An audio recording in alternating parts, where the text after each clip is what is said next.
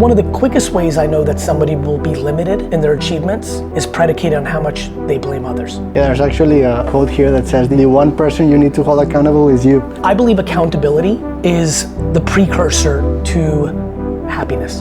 I believe it is foundational to happiness. Accountable is accepting the truth after the fact. Yeah. You know what I mean? Like, I tried to do this, it didn't work. I could blame Dustin, but I hired Dustin to film it. I could blame Dustin, but I could have looked at the edit. Once you're just always knowing that it's you, it gets good. Because then you don't feel like someone else is in control. That's why I tell everybody to die on their own sword.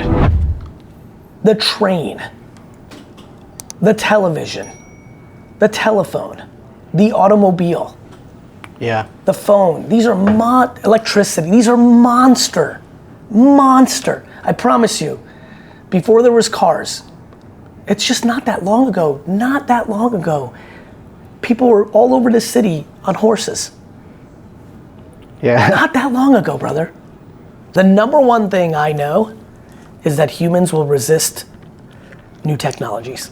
It's what we do. Yeah. And for the small group of us that are the other way, there's great opportunity to create and build, and I enjoy that.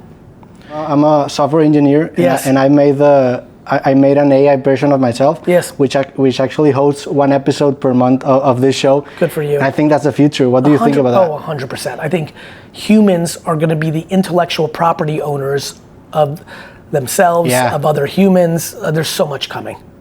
So Yeah. much coming. Yeah, I see that as me licensing my image 100%. to It's all NIL. yeah. It's all name, image, and likeness. And I heard in your book that you also mentioned the mascot aspect of companies. Yes. AI is a form of a mascot for a human being. 100%. I think that's right. Yeah, I mean, I think a lot of people are going to be freaked out by it at Yeah. first. There's a lot of resistance. A ton. Yeah. But there's resistance to electricity. You know that? Sure. When electricity was invented, most human beings around the world, especially in Latin America, by the way, said that there was demons inside of it. Yeah, yeah. And they'd rather have candles.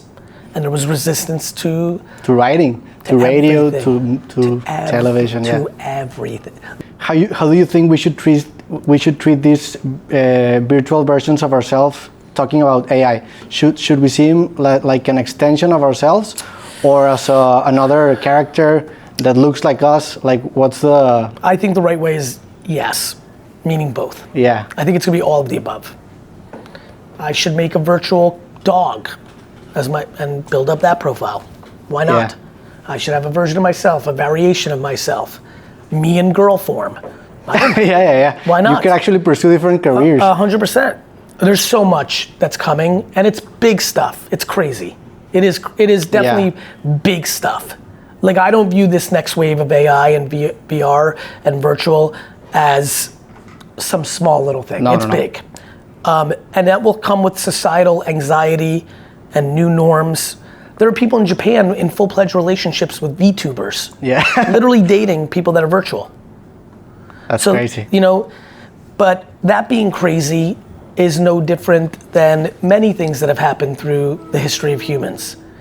It was crazy to live to 100. It was crazy to date someone from the opposite sex. It was crazy to date someone from the opposite religion.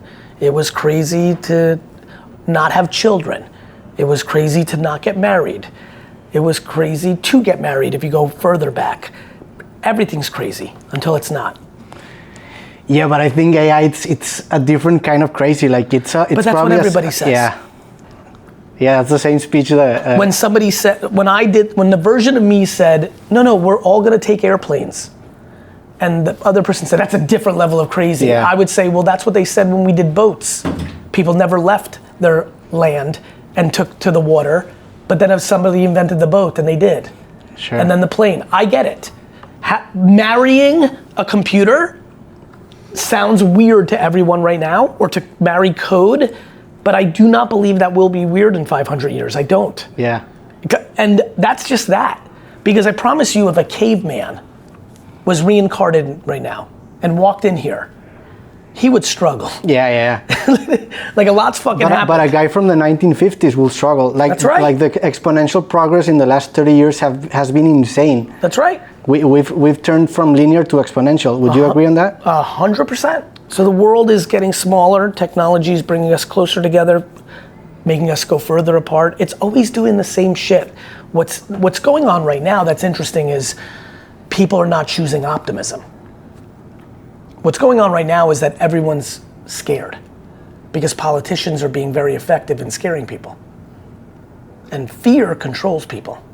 Yeah, I agree. Like if you think about, for example, making your way from New York to LA a couple of 100 years ago, that would take months and some people would die in the process. 100 right years now ago. you could take 100 years ago. Yeah. Not even a couple. 100 years ago. 1924. But do you think there's a point in this technological evolution that we're not really gonna understand the implications of what we discovered? Sure. Because, for example, right now we have big data, we have all this... what about the atomic bomb? Yeah. And there was a bomb created by human beings that killed an ungodly amount of people in Japan. It's terrible, horrific. The gun, somebody invented it. Like, if you go far back enough, why does anyone get killed by anyone? Sure. Right? But they killed him with a stick if it wasn't a gun, and there was a knife, and of course. Do I think that we're gonna create robots that may kill people? Sure, might happen. It's real life. I just don't fear because I am optimistic about human beings because human beings have proven for thousands and thousands of years that we adjust. This doomsday, it's over. Social media, robots, AI, I don't know. Because I promise you if the four of us were having dinner in 1950 after the atomic bomb was invented, I don't know if any of us would have believed that for the next 74 years, nobody would use one. Yeah. After it was just used. I think the most underrated thing in the world is the human spirit. Yeah, and I agree because there's like these human tendencies that don't necessarily repeat over the years, but are continuously present. Like for example, in the book you talk about collectibles that are coming back from the 80s, from the 70s, from the 50s, from the 60s. Yes. History maybe does not repeat itself, but it kind of rhymes. Like this is like a radio show in a way, right. and that's exactly right. So very well said. There's gonna be some elements of the human nature that are gonna transcend these new tools, and we're still gonna be necessary. I'm an optimist as well in this sense, but I think this new technology, there's biotechnology, there's big data, there's quantum physics. Yeah, quantum physics, but in computer science. That's right. What's going to happen when all these things intersect? Like, are we going to... What's going to happen when 4 things that you and I couldn't dream of get invented in the next 10, 20 years? I mean, let me ask you a question. Do you think that people are going to live outside Earth? I don't know. It's an interesting question because I think there's 2 ways about thinking it. Like, forget about that. Just for fun.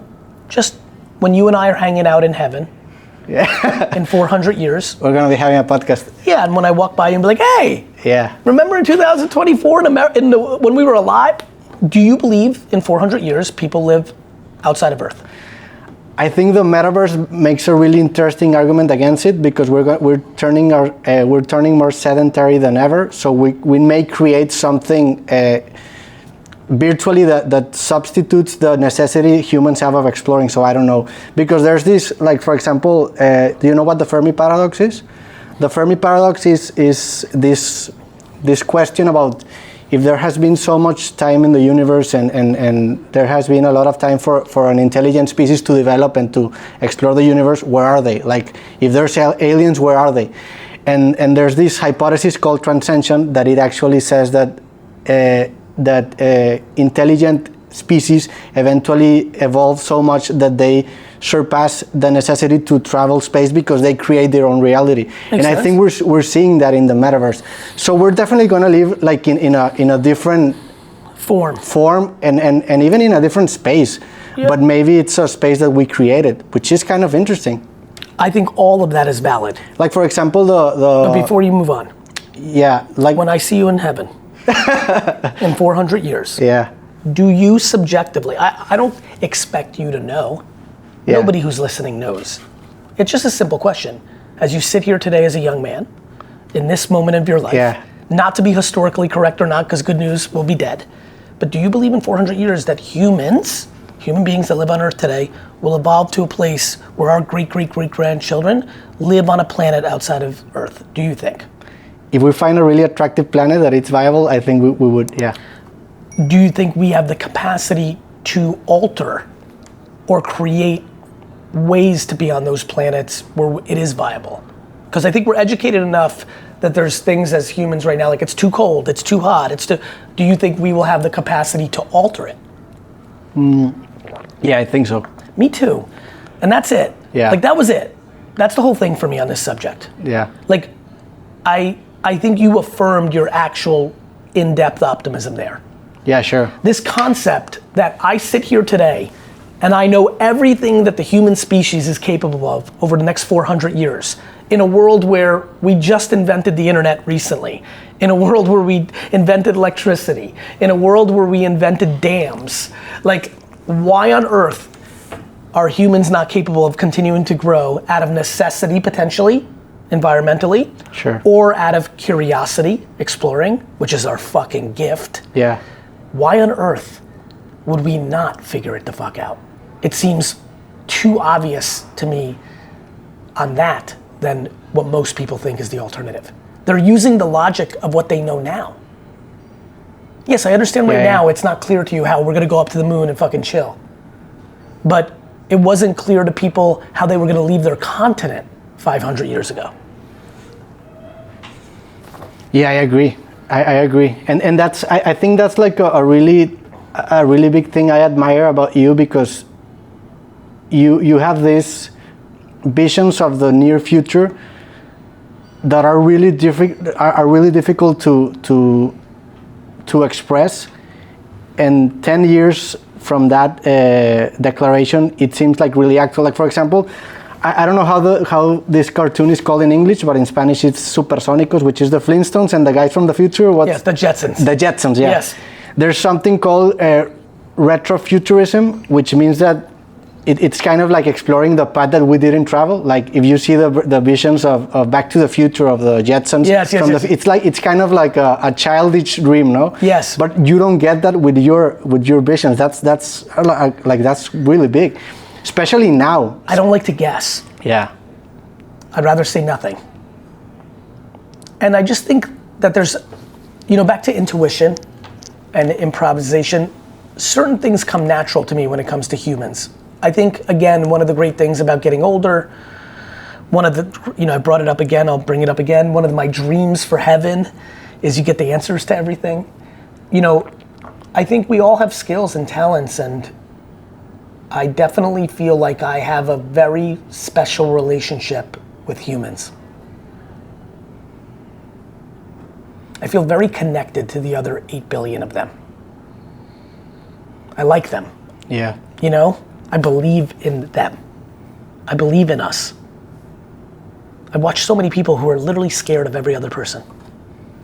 And it breaks my heart. Do you know that I often say, Dustin's about to laugh, I always talk about I don't like dogs. And it's an inside joke to myself, because what it represents for me is that people blindly love dogs. Yeah. But they don't blindly love people. And I wish it was the other way around. Why do you think that happens? Because of the media, because of the politicians, the division, the polarization? Yeah, look, the media and politicians have always been around. I think parenting, DNA, it's just how animals work. We're animals. I think there's a lot there. But I think that, I will say this, and I've been spending time on this with myself, cynicism and anger and fear and darkness is easy. Sure. Optimism and hope and love is hard. So I think a lot of people just choose the easy path. Yeah, sure. It's easier to go and destroy somebody's sandcastle, but it's way harder to build your own, right? I believe in it the most, brother.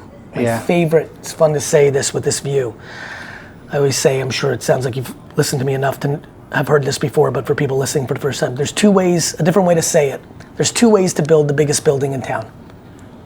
Build it, or build a little one and tear everyone else's down. And a lot of people choose the latter, and that's unfortunate. And then people get thrown off. Many humans are not strong enough emotionally that when they are hurt, they then deploy that as everyone will do that to them. Yeah. And they close up. For me, when people hurt me, when people have bad intent towards me, I view them as an enigma, an anomaly, a rarity. And I believe in that. I also think that you have a really valuable skill in the future that is this intuitiveness, but it's an informed intuitiveness, because your process of for example, the process of creating ads that you share in your book that first start with organic content that perform well in social media, like it's an intuition, but it's like somebody that did his homework and then uses that information to make these observations, right? Yeah, there's momentum. Like I always had the intuition, but the experience and the pattern recognition and the momentum and then that deep trust. Yeah. I trust my intuition in a way that I know most don't, and I wish they did. For me, here's why. When I trust my intuition, it's always a winning outcome, even if it's a losing outcome. Yeah. This goes into self-esteem. This is why I talk so much about it. If I worried about what everybody thought about me, I would do nothing. And that's why so many people do nothing. They worry about judgment of others. It's one thing to worry about your parents or your significant others or somebody you admire's judgment, but there's people that are scared of strangers' judgment. And it's really hurt the world. Yeah, this confidence that you have is because you pursue what really interests you, and you have the guts to fail with your own idea, because this term intuition is like a really complicated one, because if you're not all in with your intuition, you in a way outsource success to somebody else. Yes. And you need to be in control of that. So even if you fail, it's a successful outcome because you're in control of your next step. It's so well said, my friend, but there's another part of the meal. There's a very key ingredient to make all this work. Humility. Yeah. You know, none of that would work if I wasn't accountable to when I'm wrong. One of the quickest ways I know that somebody will be limited in their achievements is predicated on how much they blame others. Yeah. Or they complain. Yeah, there's actually a quote here that says the one person you need to hold accountable is you. Yeah, I agree. That's Accountable Ant, one of my favorite VeeFriends. This room is called Accountable Ant. I believe accountability is the precursor to happiness. I believe it is foundational to happiness. I think when sometimes people hear me say that, they think of themselves right now and they're at home beating themselves up. You're not being accountable, you're being unfair to yourself. Accountable is accepting the truth after the fact. Yeah. You know what I mean? Like I tried to do this, it didn't work. I could blame Dustin, but I hired Dustin to film it. I could blame Dustin, but I could have looked at the edit. If this video, like once you're just always knowing that it's you, it gets good. Yeah. You know? Because then you don't feel like someone else is in control. Yeah, I agree 100%. And you need to build like this architecture of your life that you can hold yourself accountable. And I think a big part of it, and you can correct me if I'm wrong, is to build metrics that depend on your work and not on other people. Like for example, if you start a podcast, one big goal could be make it to 100 episodes instead of making to 1 million subscribers or followers, because it depends on your work, and you create a life that with your work you can win, because then it's another person's game, or there's this external influence, which obviously you prefer. Like you prefer to have success, you prefer to How old are you? I'm 31. You got your shit together, brother. Thank you, man. You know, and I see it because I remember being 31 and understanding this too. Now you have the luxury of a lot more information than I had at 31. I wish. And I don't like using that sentence, but it would have been great. Forget about I wish, because I don't even like it. It would have been wonderful if I grew up in the era, like it's so advanced on how you're thinking, and I had that naturally. I had a mother that I think was a huge impact, and it just came natural to me. But yeah, man, if you know, I really hope that you get great success, because then you'll have influence, and I hope that kids listen to you. Thank you, brother. I read your last book for this interview. I read also your Jab, Jab, Jab, Right Hook, because I heard in the introduction that it was like a prequel to the book, no? Yeah, Day Trading Attention originally was called Jab, Jab, Jab, Left Hook. Yeah. It's both books were trying to accomplish the same thing, which is talk deeply about why organic social media content matters. Yeah.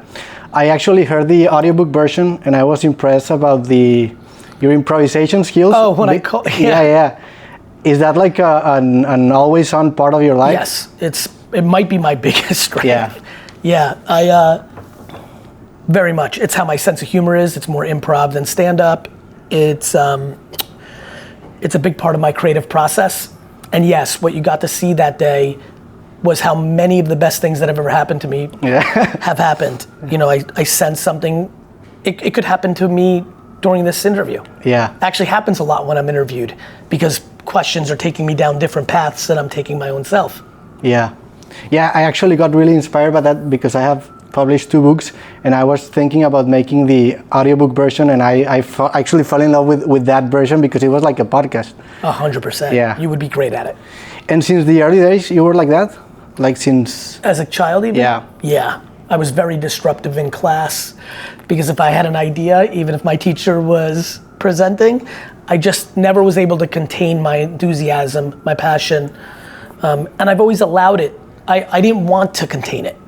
I think today in society, through medicine and through parenting and through society, we try to contain art, and I think it's a huge mistake. Yeah, and I think it's an essential part of keeping the artistic process alive. Like, I'm a really big David Lynch fan. Yes. And I've heard interviews about his creative process, and he calls them happy accidents when those kind of eureka moments happen, like on site. I don't even, to your point, it's funny where we're going with this, I don't even think about it any other way. Yeah. I actually think scheduled or structured creative brainstorms by nature have already eliminated the opportunity for it to be truly creative. Yeah. And how do you professionalize that? Because structure is sometimes like a necessary process to become a professional at certain... I think that's very well said. The way I do it is through culture. Okay. So what I mean by that is, to your point, I have a 2,500 person global marketing company that only schedulizes its brainstorming and things of that nature. But the culture of eliminating fear is actually the single most important variable of creativity. Okay. So let's break that down. The real artists of the world, in whatever genre, they're less scared. Yeah. Yeah, and it's a really important part in social progression to have that artist mindset, because I was watching a couple of months ago this really cool documentary of Netflix that's I don't remember how it's called, but it like documents the studio life of this really big artist. And there was this girl called Nettie Oxman, and she had like this graph that tried to represent human progress, and it all started with art, because art usually asks like the questions about what's next, and they don't necessarily have the skills or the knowledge to materialize it, but they think outside of the box. Once the artist asks that question, it's then the job of science to provide like the building blocks of the idea, and then it turns down to engineering, and then it eventually turns out to design, and then the design is the input for the new generation of artists to start the cycle all over again. So you need that artistic mindset to think forward, right? Yeah, I mean, for the way I see the world is math and art are foundational and incredibly special. And some people over-index very heavily to one side or the other. My great gift that I'm thankful for is I think I blur those lines. I value both very much. And to double click into what you just said, that's exactly right. I mean, if black and white ruled the world, everything would be figured out. Yeah. So to me, the gray, the art, is profoundly important. And really, so much of our passions as human beings sit in art. And art comes in so many shapes and forms, not just the way most people think about them. You know, food. I think for us, we've all lived in an era where food is art. Yeah. Like, we respect chefs today. 50 years ago, the chefs were help. Yeah, sure. Looked down on. So I think we keep evolving and understanding art, and yeah, I mean, I agree that it is probably the most wonderful currency in our society. And there's like a potential to find a canvas in every form of work. Do you think so? 100%. Like everybody can find the artistic value in their own work. Oh gosh, I mean, my sense of art is pretty broad. Like, I think it is, I think the way I manage people is art. Yeah. Yeah, I agree. How do you build this sense of culture? Because I've been following you for a couple of years, and you're like this voice sometimes inside my head. Like, you have these phrases that eventually I think about it, especially when I had an agency in Mexico. How do you build that sense of culture? I think by taking on the responsibility that you work for everybody and not that they work for you. Okay. I think the reason I've been able to do things is real leadership is to make it good for them, not for your pocket. So I think intent starts with intent. Do you want to have a good culture, or do you say it and not mean it, and what you want to do is have a good P&L? You know, if you're gonna invest in culture when you manage a lot of people, it's gonna come at the expense of profit. Sure. You know? And so, and I don't mean like you throw parties and you have a foosball table in your office. I mean the grace and patience you give employees to get there instead of firing them costs a lot of money. I can't even comprehend how many tens of millions of dollars I've lost by giving people more room over the last 30 years to have them not deliver. But it has a higher impact on the overall culture when you're a place that tries to be like that.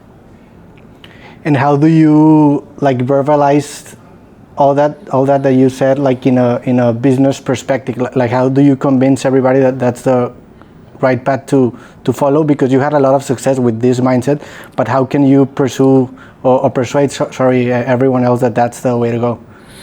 By not having passion on persuading or convincing. I'm not in the convincing business, I'm in the conviction business. I don't control the other man and woman on the other side of this podcast. I can only speak from the happiness and the joy and the truth that I live.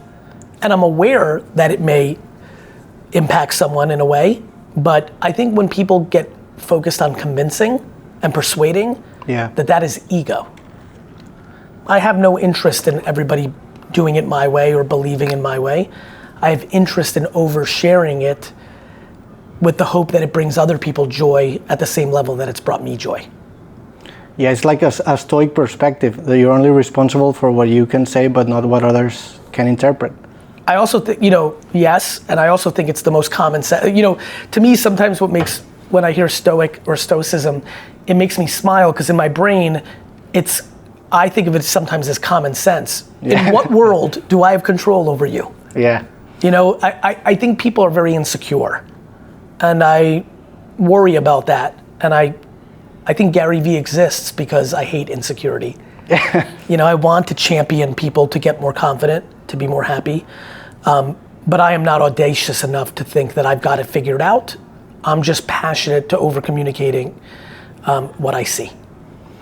You're also a really intuitive guy, like in the best sense of the word. I read your jab, right hook. Yes. And you made some bold predictions that turn out to be like really right. Yeah.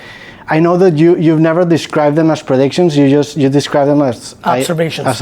Yes. Because you're really cutting edge. In the bleeding edge of the. I can do it right now. Virtual influencers, social shopping, like it's all happening right now. But I'm so in it, I just see it earlier a lot of times than the 99%. Yeah, you were actually a really big voice in my conscience, because I missed the TikTok wave early in the day. Yes. But right now I'm really into the AI wave. Coming back to this improvisational nature, I'm also a really big fan of your talks. I'm a speaker as well, and you've influenced me a lot because you have like this reverse engineering process with the audience, which I find fascinating because it makes every talk kind of different because you're like responding to the audience feeling. That's right.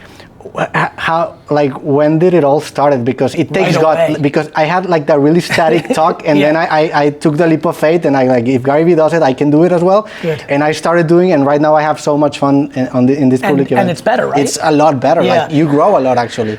Look, so here's probably the most flattering thing that has ever happened in my career. I'd never done television.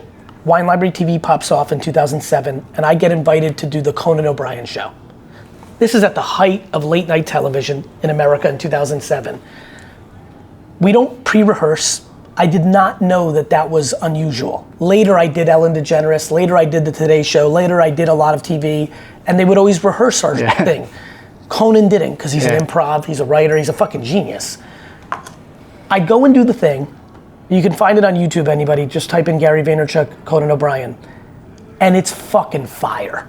Like, I don't love to give, like, I let others give me love. I'm confident and I'll talk in a certain way, but like, I won't say that was, I'm amazing, but it was good, right? And it's funny, and the time, like what you've observed, the timing's right, it's straight fucking improv. Like, at the highest level. America's watching, there's a studio, and I'd never done television. At the height of it. First thing I've ever done. That's crazy. And it kills. It's the last segment of the show. It ends. He goes, "Good night, America. Thanks, GaryVee. Good night, America." Show ends. And he turns to me and he goes, "Where do you do comedy?" And I'm like, no, I'm a wine guy. And he said, "Get the fuck out of here." I don't think I understood how smart Conan was and how like respected in comedy, improv, writing. I didn't really know yet at the time. It's one of the greatest compliments I've ever been given. One of the really profoundly talented, comedians of a generation, from a writing, from an improv standpoint, on one interaction with me, thought I was a comedian. And so to answer your question, similar to that night, I think maybe a year earlier was the first time I gave a speech down in Florida. It was immediate. The first keynote I ever gave was in that style. I have never in my life prepped, had slides. Now, as you know, because you listen a lot, it's not that I have a canned speech, I have things that are in my mind in periods of time, and if I'm speaking a lot of it. Like riffs, you have like riffs, no? Yeah, I have riffs because they're there and they're real. Yeah.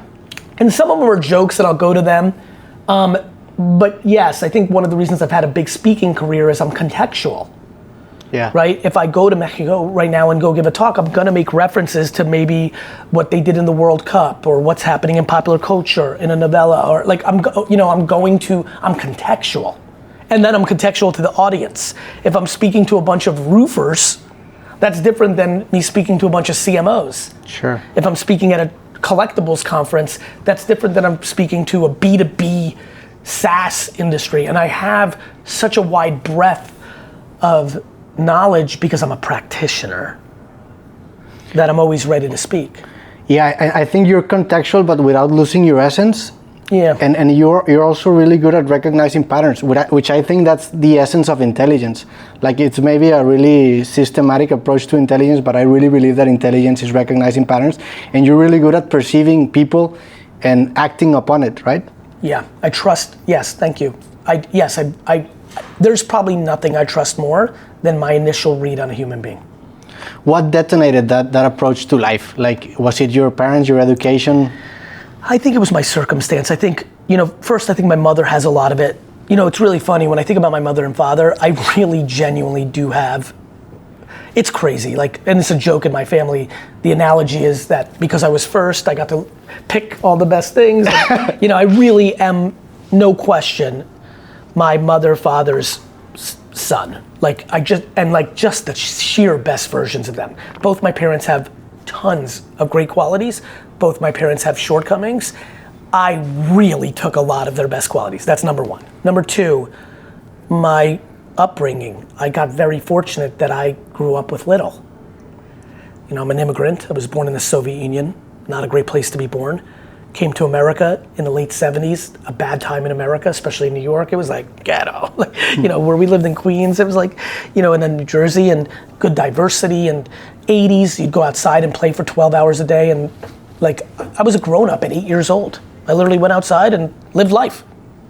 Like, my mom knew I was outside, but she didn't know where I was. So you just matured differently. I was the oldest of 3 kids. I was parented by my mother, who's amazingly emotionally intelligent. So not only did I have the natural ingredients, but then the fucking cooked it, right? Just a lot of things went well. When did you start with your father's business of wine? When I was 14. When you were 14? Yes.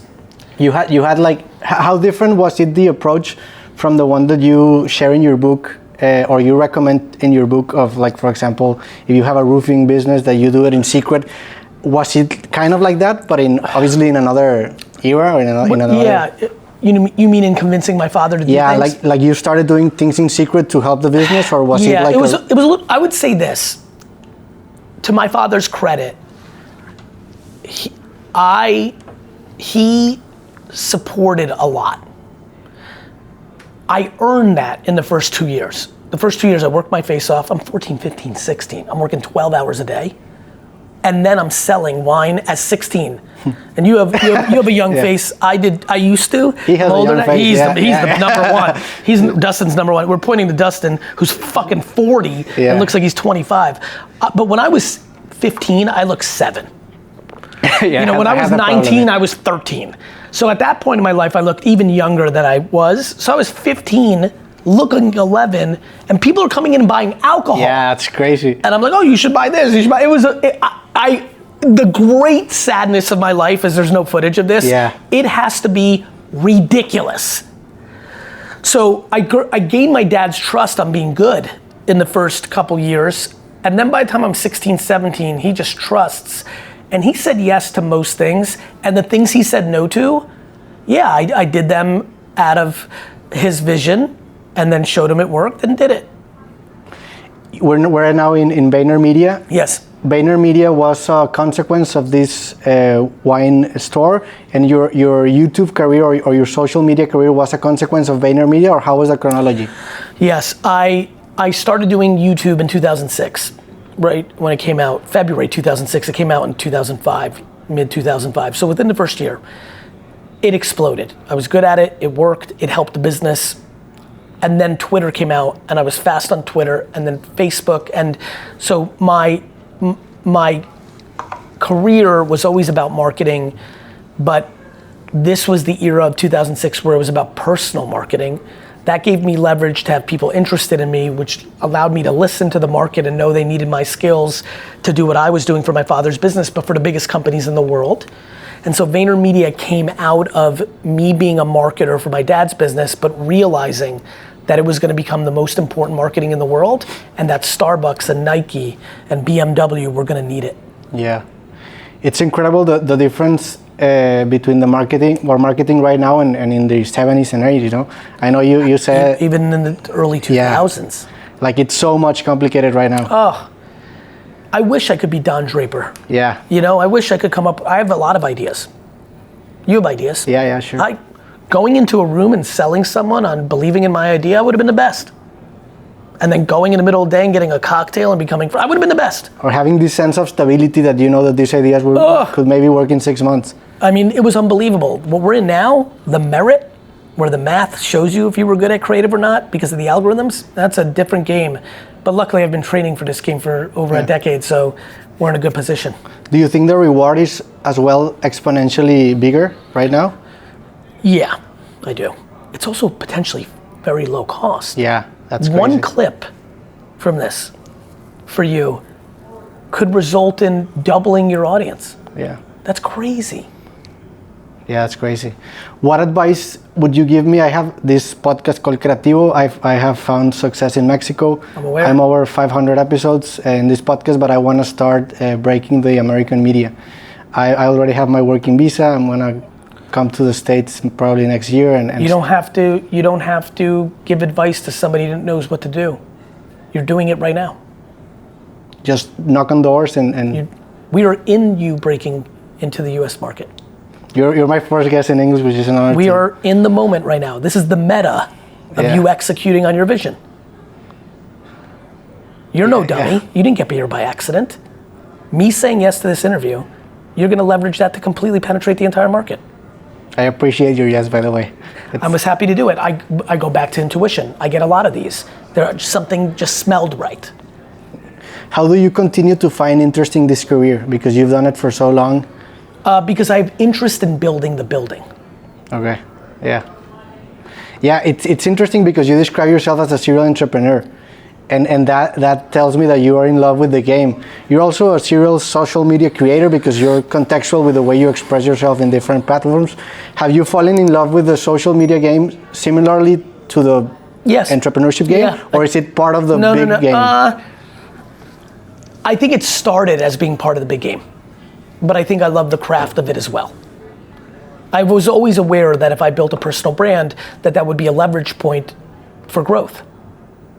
It's called, I love when people are like, oh, so personal brand, it's so yucky. I'm like, reputation? Yeah. People get so caught up in words. I knew having a big and good reputation would be good for business. Go figure. So I think it started off as me knowing that it would be valuable for my entrepreneurial career, but I think I now enjoy the craft of the creativity, the science, the strategy, similar to the way I enjoy being an entrepreneur. I'm also very interesting. I probably love being COO as much as I love being CEO. Okay. So one of my shortcomings, potentially, is that I spend too much time being COO because I love operations too. Yeah. I enjoy all of it. Yeah, I have the same problem. I really love the creative process and the technical process of this podcast, but you only have so much hours and you only have so much willpower. No matter how fucking amazing you are and no matter how many hours, that's right. I also like that by dedicating yourself to build like this personal brand in a way, you also incentivize yourself to build a better you. Like you not only grow professionally, but you also grow personally with each new experience. That makes it like addictive. Like for me, I sometimes live experiences for the podcast which is my way of verbalizing my interest. But for me, it's actually like this virtuous cycle of 100%. I get better to perform better, so I get better to perform better. Huh? I'm a buyer of that. Yeah. How about physical health? You're also in really good health. Does that come into the equation of the business performance? No, I think that's more about life. Okay. I don't think I'm in good health because I want to work forever, though I want to work forever. It's more that I don't want to die. I love life so much. Work is a big part of that, but I also love my leisure. I love my family. Yeah. I love I think the health is not the driver of business. Though one of my favorite clips of me on the internet is a kid asking me, Gary, how do you factor health into your business? And my answer was, I was walking in the Super Bowl and I said to him, well, if you're dead, you're out of business. And I've always laughed about that and it came very natural. It was a fun improv moment, but I think I do health because I'd like to see my grandchildren. Like I want to live, why wouldn't, if you like life, why wouldn't you want to live as long as possible? Yeah. And I think some of us have such passion for what we do. Like I feel like if I was out of shape and not as healthy, I would still have the adrenaline and the passion to work as much.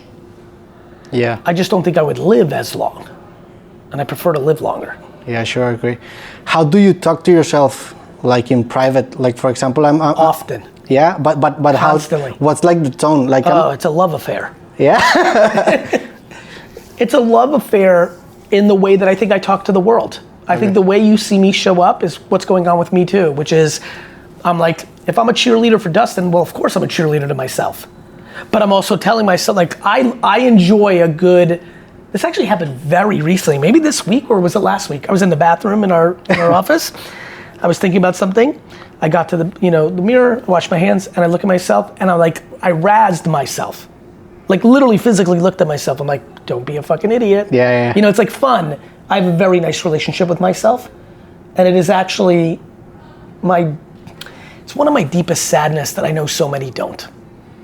Yeah, you need to know how to talk to yourself and how do you respond to certain kinds of tones. Like I talk to myself like a boxer, like if I'm my own coach, because I respond well to that. Yeah, I respond well to that, but there are some people that don't. Yeah. Yeah, I think sometimes I'm my father to myself, sometimes I'm my cheerleader, sometimes I'm my guidance coach or There's a lot of versions, but all of it is so warm and well-intended. Yeah.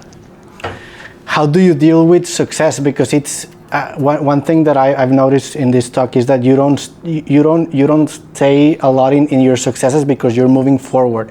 Like, how do you deal with success? Do you move on quickly? Yeah, too fast actually. I'm trying to be a little bit better. My brother razzes me quite a bit of like, can you fucking take a second to smell the rose? But for me, the rose doesn't smell good. The putting the seed into the soil to grow the rose. Now that manure that I plant the rose in, that smells good to me. I like the shit. Yeah, the really good part of enjoying your day-to-day is that the process is the reward. 100%. I'd like to be a little bit better, more for the memories. Yay, we sold a company, or like, you know, like I've had some remarkable things happen that it's almost humorous now that I'm sitting here and thinking about it. Like I've had some pretty big stuff happen where like, I'm not sure I'm spending even a fucking minute on it. You've seen it, Dust? You know, like, yeah, so, but I don't think that's a bad thing. I don't think that makes me a sicko or fucked up. Like, I'm a little detached from my success. That's like over here. It's almost like a shelf of trophies. Like, I don't know, like it's got dust on it. Like, I don't think I shine my trophies, you know? Yeah, and I totally identify with that. Like, I'm a really big poker fan, and I approach poker like really mathematically, and you cannot feel so bad for losing a big hand if you did the right decision, and vice versa. Like, you cannot feel so good. Well, that goes, right, so good if you played it loose. Yeah. I like that. I'm very similar. It's why I tell everybody to die on their own sword. Okay, yeah. You know, I love that saying. Don't let somebody else dictate. Like, don't make a decision based on someone, like you, on with your own you. terms, yeah. That's why I like when I lose a hand in poker, and I'm not actually a very good poker player. I'm enough to be dangerous. Yeah, just like, dwelling is just not something I think is a great trait. Yeah. Dwelling is very poisonous. Yeah, I agree. It gets you to the wrong state of mind to analyze your next decision. Like if you're playing golf and you had a really bad hole, you need to move on. Like that's. And in sports, I'm like that. I'm actually not, in sports. I can get very caught up. I saw you had a black eye like a couple of months ago. I took an elbow in basketball. In sports, I get very on tilt. I can lose my way. I let my in business and life, emotion is really under control. In sports, it's out of control. But you need to have a vessel for your emotion. So you choose sports, right? I think the New York Jets is my great vessel. All that disappointment, all that negativity, they actually play. You can. I don't know if you know this. You see where the lights are very far away? Oh yeah. That's where the New York Jets play. That's a stadium. That's a stadium. That place drives me fucking crazy. That place, I'm overly emotional, but you've got it very much figured out. I think people like me, seems like you, others, they have some sort of vessel for that. And mine, thank God, is sports. It's not politics, it's not family members. It's something that's silly. I think it's structured super right. I think giving a fuck about something that much, that actually means nothing, is wildly healthy, especially when it doesn't affect anybody else. It's kind of poetic that you could see here the Jet Stadium. It's like your polar star. It's literally a very big part of me. It's the Jets are there. My other favorite team is the Knicks, which is my office there. And then if we go over there, the Statue of Liberty is there, and that represents a lot to me. I'm very pro America. I'm not naive that America has shortcomings, but so does everybody. Yeah, who doesn't? Like what, Mexico, Russia, China, Sweden, France, like you can't be a country and not have many shortcomings, let alone a couple. But I love this office because I get to see a lot of the things that matter to me. Yeah, and if you have love for yourself, you need to have love for the environment that created you. Like that's an essential part of. Well, that goes into like, you know, I think another thing that I'm spending a lot of time in late nights, in showers and airplanes and moments of silence, I wish people had better relationships with their parents. Yeah. I wish people gave their parents more grace. I said something at VCon once that said the line was, I just want you to all know, if you're upset with your parents, like fuck your grandparents. And the point was, there's so many people that are mad at their mom, they know their grandma. Yeah. They know what their grandma did to their mom. But they like their grandma because their grandma didn't do that to them. Sure. But they're mad at their mom. But the grandma created the mom. Like, I don't think we do not leave enough grace for our parents' mistakes. I think in general, humans do not have the right relationship with their judgment of their parents. I totally agree. And you come eventually to an age that you are the age of when your parents had you. Like, I'm the age of when my parents had me as a baby. And you start to humanize your parents, and that's 100%. A big part of life, understanding and humanizing them. And it makes sense, right? Because when you idolize your parents, as so many of us do when you're 2, 4, 6, 7, you go through this transition when you're like, wait a minute, my parent is a human? Yeah. Wait a minute, my parent really made these mistakes? Wait a minute, my parent made this terrible mistake? And you take them off this pedestal that you put them on and fucks it all up. But to your point, then you come back around. Yeah, I just have incredible grace for my parents. And I think that's a big part of my happiness. Are you nostalgic about your past? Because I'm having the same reflection about my parents in the recent years, and I appreciate them right now.